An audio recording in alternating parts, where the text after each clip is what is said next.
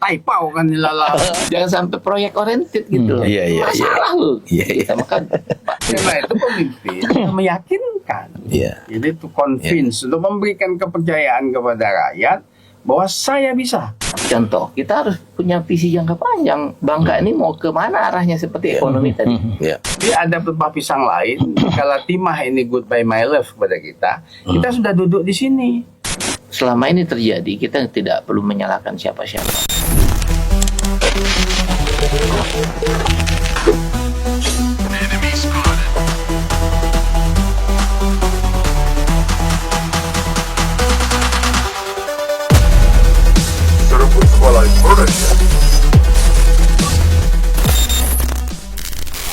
Assalamualaikum warahmatullahi wabarakatuh. Sepradik saudara di Provinsi Kepulauan Bangka Belitung. Sayang sekali hari ini saya Bang Abul kembali hadir di tengah-tengah sepradik saudara semua. Dan di kesempatan kali ini saya tidak sendirian karena saya juga ada seorang host yang akan mendampingi saya, di mana kita juga akan menghadirkan dua narasumber luar biasa di Bangka Belitung, dan kita akan bicara sebuah topik yang luar biasa, agak unik, temanya tentang Bangka, kota tua, mau dibawa kemana? Di sebelah saya ada Bang Doi. Sehat Bang Doi? Sehat, alhamdulillah, Bang Abul. Ya. Gimana Bang Doi? Ada yang kita mau bahas hari ini Bang Doi? Ya, kita dapat narasumber yang hebat-hebat hari ini, Pak Prof. Bustami dan Pak Aksan Fisawan. Kita nanti akan membahas sejauh mana sih sebenarnya Bangka ini akan dibawa ke depannya. Karena kita melihat bahwa Bangka adalah kota yang mestinya lebih maju dari daerah lain di Pulau Bangka Belitung. Demikian, Bang Abul. Oke, baik. Seperti saudara, seperti disampaikan oleh Bang Doi tadi, bahwa kita akan menghadirkan dua narasumber hebat. Yang pertama adalah Profesor Bustami dan yang kedua Bang Aksan Fisawan. Kebetulan kedua orang ini masih aktif di dunia birokrasi. Satunya aktif sebagai staf khusus Gubernur Bangka Belitung, satunya lagi aktif sebagai anggota DPRD Provinsi Kepulauan Bangka Belitung. Langsung kita temui langsung Prof. Bustami. Assalamualaikum Prof. Waalaikumsalam warahmatullahi Ya, apa kabar, sehat Pak Prof? Alhamdulillah. Ya, kayak wajahnya cerah terus nih Bang Doi ya. Selalu alhamdulillah. Iya, alhamdulillah ya.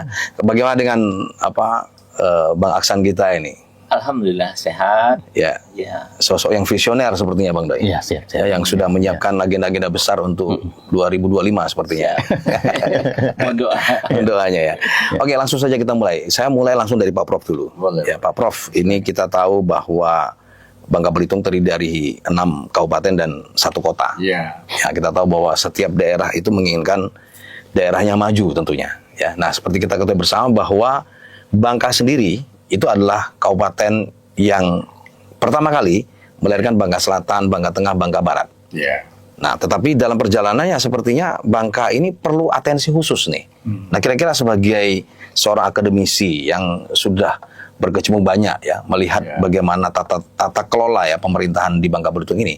Bangka Belitung sendiri, terutama Kabupaten Bangka seperti apa dalam sudut pandangnya Pak Prof ini? Ya, assalamualaikum warahmatullahi wabarakatuh. Waalaikumsalam. Jadi kalau kita lihat ya, sebenarnya ada dua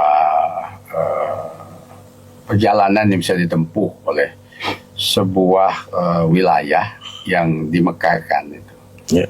Pertama, dia menjadi leading karena memang dia memiliki sumber daya yang utama dulunya, dan kemudian yang lain-lain belajar dari dia.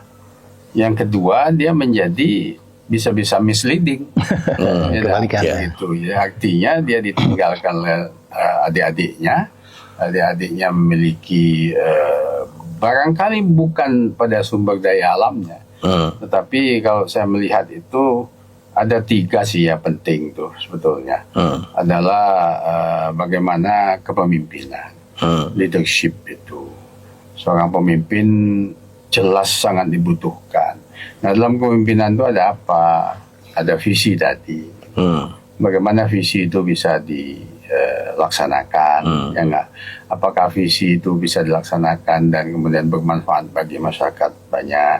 Apakah visi itu bisa dipertahankan konsisten, ya kan? Misalnya seperti sekarang, misalnya kita ingin mengadakan transformasi ekonomi dari ketergantungan kita timah kepada non timah.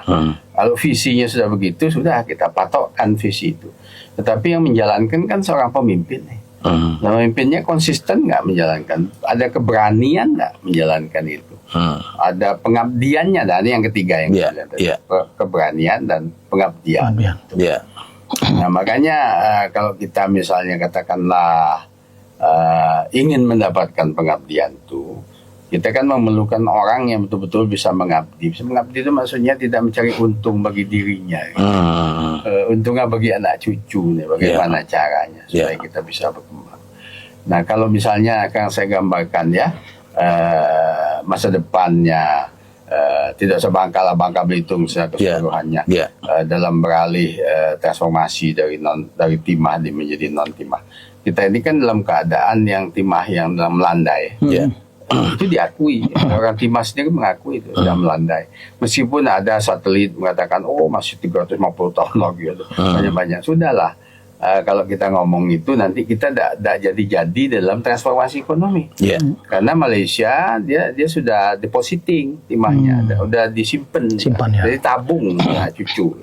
Australia, Bolivia, kemudian Thailand itu sudah depositing. Kita kan gali terus ini, gali terus, dan kita juga tidak jelas karena kembalinya ke kita itu 3% royalti.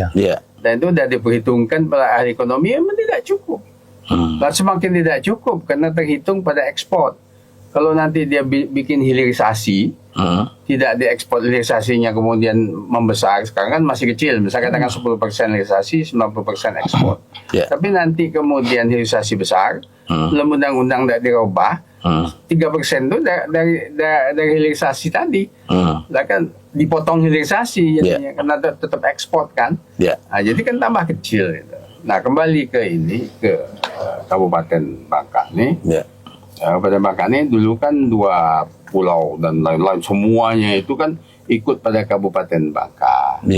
Nah, setelah kemudian kita pemekaran, maka menjadi kan 7 kan, 7 kabupaten dan kota, sehingga wilayahnya juga semakin sempit. Sumber daya seperti saya katakan tadi kita berbagi. Nah, kalau kita bicara tentang transformasi ekonomi, tentu kita kan sudah mengatakan bahwa kita tidak lagi akan bergantung depend on pada timah ini. Artinya kita akan lesat. Jadi tadi itu pelepah pisang itu merunduk, sekarang kita berada di pelepah pisang yang satu, kita duduk di atas. Jangan sampai kita berdebat di pelepah pisang. Tapi pisang kita merunduk, kita jatuh bergedebuk. Tapi ada pelepah pisang lain. Kalau timah ini goodbye my love kepada kita, kita sudah duduk di sini. Apa ini? Ya non timah lah. Itu kan. Apakah non timah ini menjadi apa namanya? Tumpuan kita itu kuat kita itu.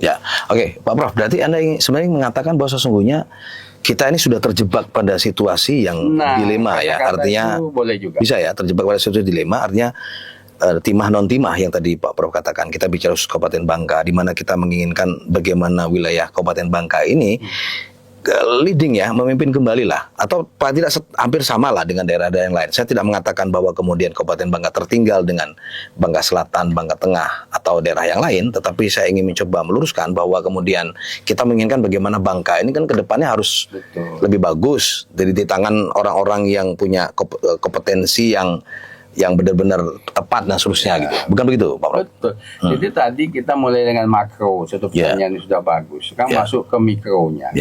Bangka Indu ini, kita sebut Bangka Indu atau Kabupaten Bangka ini.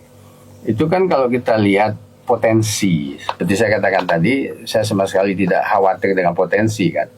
Karena ada daerah seperti Madura saja, daerah NTT dan macam, itu bisa hidup. Jangan takut. Jadi self reliancy dalam masyarakat itu ada yang disebut dengan kecerdasan sosial. Masyarakat itu bisa hidup. Dulu masih telanjang zaman di hutan-hutan dia hidup kok. Zaman Jepang kita tuh beras diambil dia segala macam, diaduk-aduk, kita lalu ditangkap di segala macam, itu bisa hidup. Walaupun pakai karung gandum, pakai bisa hidup. Jadi jangan khawatir dengan daya tahan. Nah, salahnya adalah dikala orang ingin Pak kita mau buka lumbung, aku bilang kalau lumbung ada mau diisi apa? Isinya tuh yang penting, bukan lumbungnya. Nah, jadi yang di Bangka ini apa? Kalau beras sudah ada, kita terpaksa import. Ya. Bagaimanapun kan tidak bisa. Nah, dalam posisi seperti itu apa yang bisa dilakukan dalam posisi itu Bangka sebagai kabupaten?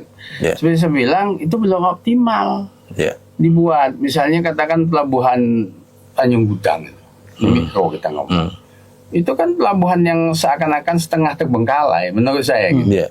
Para ahli pelabuhan mengatakan bahwa Belinyu Tanjung Gudang itu merupakan salah satu dari 5 pelabuhan samudra di Indonesia. 1 Jakarta itu ya, Tanjung Priok. 2 Semarang. Ya. 3 Surabaya. 4 Medan. 5 Tanjung Gudang. Itu. Tapi karena ini tidak dieksploit dan kemudian direkayasa dengan baik secara ekonomi dan juga teknikal, jadinya kan seperti itu. Ya, oke, Nah, baik. jadi itu Ya. tidak ada orang mau lewat di situ. Saya sudah memandang itu dulu pada waktu Raffles Ya. datang ke Bangka. Raffles maksudnya? Raffles Ya. menyebut itu ke orang lain Raffles. Raffles. Tapi begini, Itu. Prof. Ya. Tadi Prof menyatakan bahwa sebenarnya kepemimpinan kan. Apakah dari sosiologinya masyarakat juga menjadi penting juga untuk supaya suatu daerah itu bisa maju juga? Karena melihat karakter kita bagaimana? Apakah karakter kita masyarakat Bangka ini susah untuk diajak atau gimana, Prof? Sehingga pemimpin bagaimanapun akan sulit kalau memang karakter kita belum begitu dia. Karakter masyarakat Bangka ini tidak sulit.